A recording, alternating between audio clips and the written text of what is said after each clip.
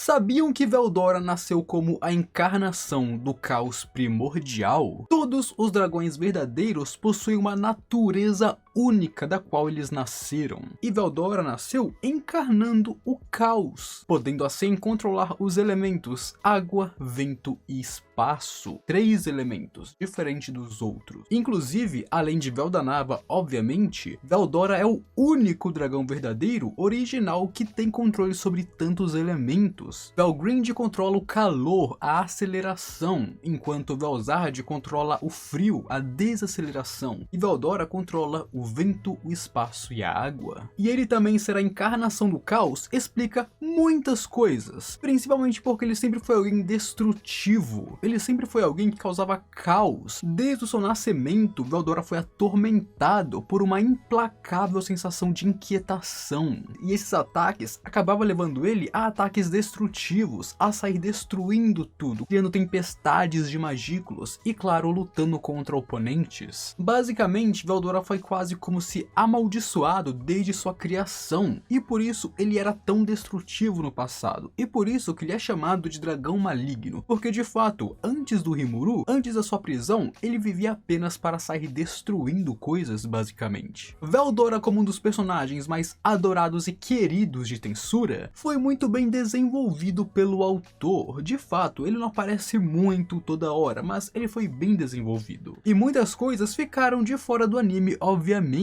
e por isso com esse vídeo eu venho falar pra vocês tudo isso que foi mudado ou cortado, além de, claro, dar alguns spoilerzinhos bem interessantes, então estejam avisados que tem spoilers. E claro, eu vou falar de Veldora aqui porque eu adoro esse personagem, um dos meus personagens favoritos em Tensura. Além disso, eu me comprometo a fazer os melhores vídeos que eu posso sobre animes, principalmente sobre Tensei Star Slime para quem me assiste, então não perde tempo e se junte à comunidade Grid para receber o melhor do mundo otaku.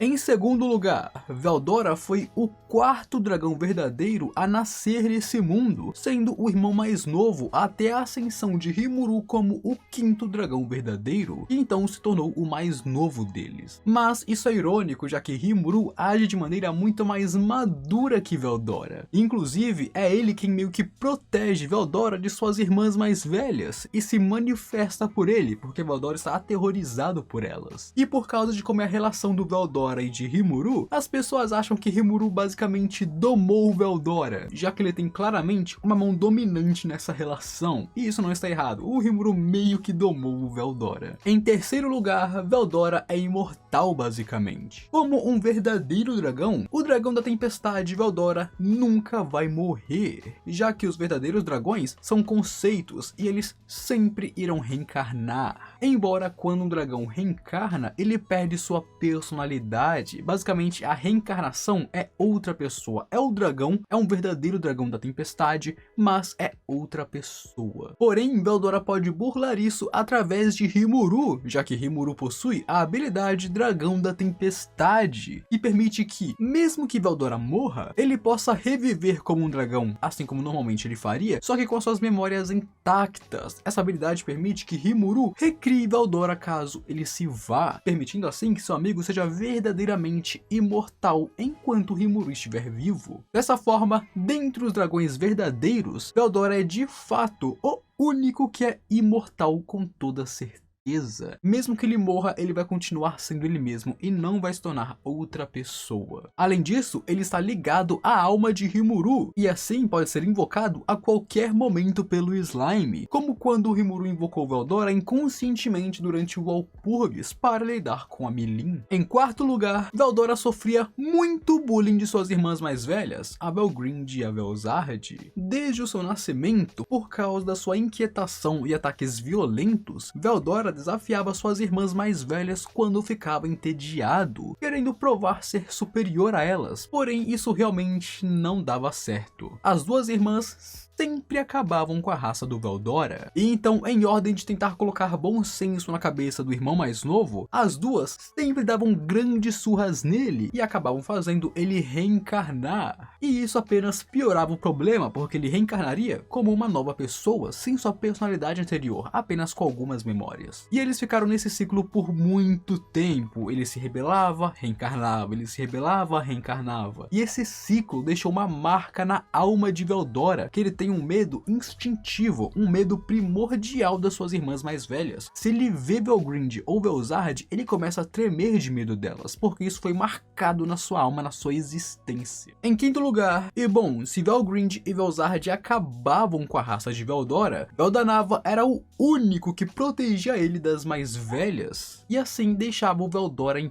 paz. E por causa disso, Veldora tem um grande respeito pelo seu irmão mais velho. Não porque ele era um deus, mas porque ele protegia ele das suas outras irmãs. Em sexto lugar, e falando em Veldanava, Veldora é idêntico a ele em sua forma dracônica, sabiam disso? Uma coisa errada na adaptação de anime do Veldora é que na verdade o dragão tem 4 asas. Além disso, é dito que a forma dracônica de Veldora é exatamente como Veldanava era. Veldora é basicamente uma miniatura do seu irmão mais velho. Isso nos faz pensar que Veldora, com 100 metros quadrados de tamanho, é pequeno. Imagina o Veldanava, amigos. Mas basicamente, sim, Veldora se assemelha em muito com seu irmão mais velho. Além disso, assim como Veldanava, Veldora deveria ser o mais forte dragão verdadeiro, sabiam? E estando abaixo apenas, obviamente, do seu irmão mais velho, Veldora tem um grande talento e poder, além de controlar 3 elementos diferentes das suas irmãs. Veldora era pra ser e tem o potencial o mais poderoso dragão verdadeiro, tirando obviamente Veldanava e Rimuru. Mas acabou que suas irmãs sempre tomaram a vantagem sobre ele, pelo menos até os últimos volumes, porque hoje em dia Veldora está ficando cada vez mais e mais poderoso, a caminho de se tornar o mais poderoso dragão. Em sétimo lugar, e uma coisa que acontece com todos os nascidos da magia, é a necessidade de soltar magículas, já que nem todos conseguem segurar elas perfeitamente dentro de si mesmos, como o Diablo ou o Rimuru fazem. E Veldora é alguém que precisa fazer isso de tempos em tempos, mas o rolê é que ele é um dragão verdadeiro. As magículas que ele precisa expelir são o suficiente para destruir ambientes, devastar biomas, criar uma enxurrada de monstros que devastarão os lugares ao seu redor. Por exemplo, apenas o Veldora liberar suas magículas criaria um Caríbides, e um Caríbides, antes do Rimuru e da Milin lidarem com ele, era um monstro de nível calamidade. Os humanos temiam Caríbides. Então monstros desse nível são criados a partir das simples magículas que Veldora solta para se aliviar. Isso mostra o quão poderoso um dragão é. E isso também nos mostra que às vezes Veldora nem destruiu porque ele queria destruir, mas sim ele precisava se aliviar, e esse alívio causou uma destruição massiva no mundo. Em oitavo lugar, Luminous odeia Veldora por ele ter destruído a cidade dela no passado, certo? Então, isso aconteceu 2000 anos atrás, muito tempo mesmo, rapaziada. Naquela época, Veldora ainda era atormentado por suas tendências destrutivas, principalmente ao ficar entediado. E assim, após ficar de saco cheio do tédio, ele saiu em um rampage e acabou com a cidade dos vampiros que a Luminous governava naquela época. E claro, ela ficou furiosa e cheia de raiva dele até os dias atuais por causa disso. Em nono lugar, e falando em batalhas e destruição, há 300 anos atrás, Veldora acabou com o Império do Oriente. O Império do Oriente é uma nação que está sendo apresentada agora no anime, como Danhada, com Yuki e outras coisas. Eles basicamente são uma nação militar. Eles querem dominar o mundo através da conquista, se expandindo através de guerras e mais guerras. Mas para eles chegarem no território ocidental, eles precisam passar pela grande floresta de Jura, porque os outros caminhos são muito ruins para eles. Ou eles teriam que enfrentar Milin no território dela, ou passar por Duargon. Então a floresta de Jura é o caminho mais fácil para eles passarem. Mas para a infelicidade deles, é onde o Veldora reside. Assim, há 300 anos atrás, quando o Império moveu para sua conquista ao ocidente, Veldora aniquilou todo o exército e frustrou completamente os planos do Império do Oriente. Isso é algo do qual o Império se lembra até os dias atuais. Afinal, Veldora literalmente acabou acabou com seus planos de conquista e fez eles ficarem parados no Oriente por mais de 300 anos. Em 10º lugar, e também foi há 300 anos atrás, que Veldora se encontrou com a belíssima heroína que ele parece gostar tanto, já que elogiou ela horrores quando se encontrou com Rimuru pela primeira vez. Ali ele não perdeu a batalha, ela não conseguiu o vencer, e então o selou, e daquele selamento, por mais de 300 anos, Veldora ficaria sozinho, sem contato com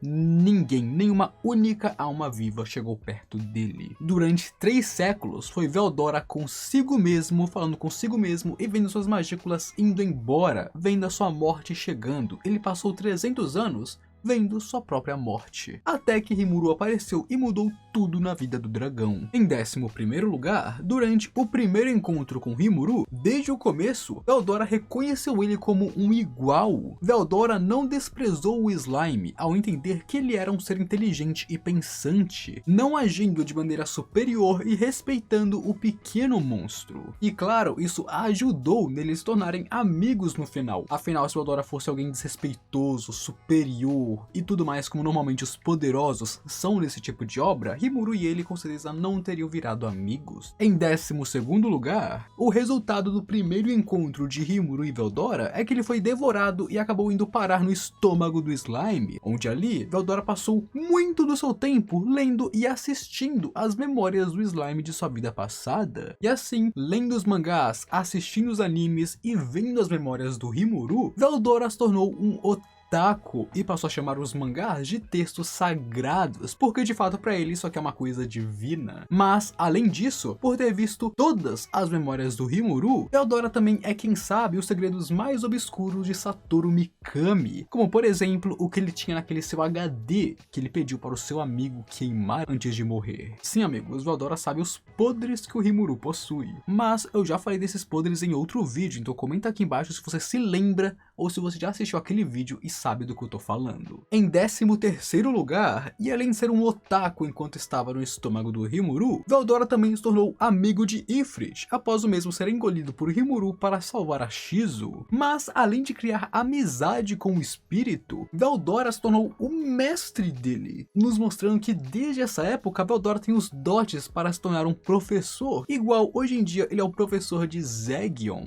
E Veldora ajudou bastante a colocar Ifrit em seu lugar, já que nós sabemos que antes de conhecer o dragão, ele era literalmente destrutivo. Tudo que o Ifrit fazia era atacar todo mundo e destruir tudo. E depois do Veldora, ele virou bem mais calmo, ficou bem mais tranquilo.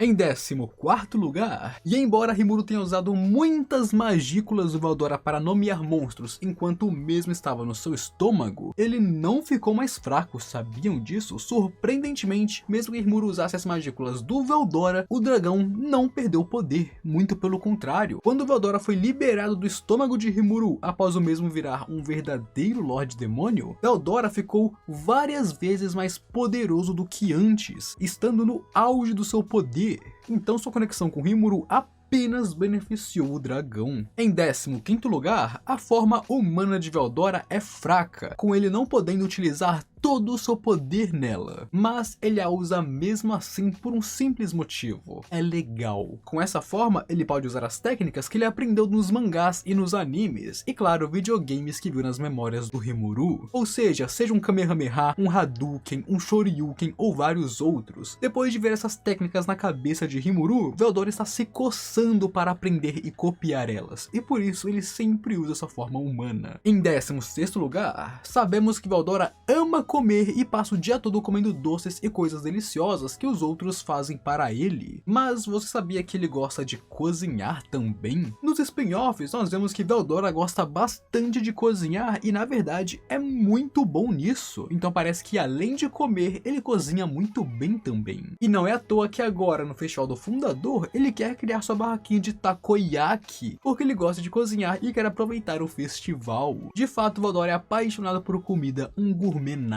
Em 17º lugar, e como eu já expliquei um pouco sobre o nascimento de Veldora e o motivo pelo qual ele foi tão destrutivo desde que nasceu, nesse vídeo aqui você pode checar mais sobre o passado do mundo, a origem de Veldora, como as irmãs dele tratavam ele, como Veldanava criou tudo, mas sobre o passado desse mundo que é insano e você vai gostar dele. Mas antes, comenta aí embaixo se você assistiu até aqui e o que você achou disso tudo. Agora, fui.